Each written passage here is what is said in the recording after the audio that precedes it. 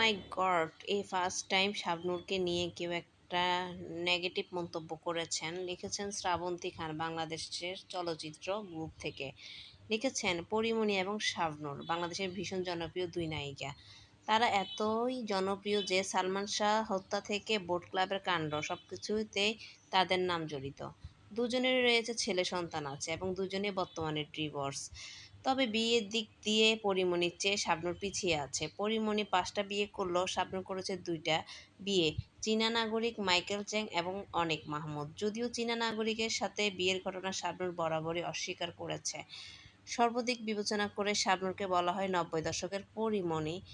প্রিয় দুই তারকা পরীমণি এবং শাবনূর মণি আপুর জন্য শুভকামনা রইল।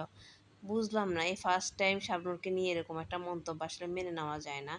আর যে লিখেছে হে কেন এ ধরনের বাজে মন্তব্য করলো? শাবনূরের অভিনয় নম্র, বিনয়ী, ভালো একটা মেয়ে, লক্ষ্মী একটা মেয়ে। আর পরীমণির কথা তো সবাই জানে, আর কি বলবো? এ তো মানে এর নিয়ে যত বলবো তত কম হয়ে যাবে। পরীমণি তো আউট অফ সাবজেক্ট চলে গেছে। মানে যেটা আপনি যতই নেগেটিভ বলেন না কেন, নেগেটিভের ঊর্ধ্বে চলে গেছে। কিন্তু শাবনূরকে নিয়ে এ ধরনের মন্তব্য আসলে মেনে নেওয়া যায় না। মানে একটা সাহসের মানে সাহস কিভাবে হলো শাবনূরকে নিয়ে এই ধরনের মন্তব্য করার?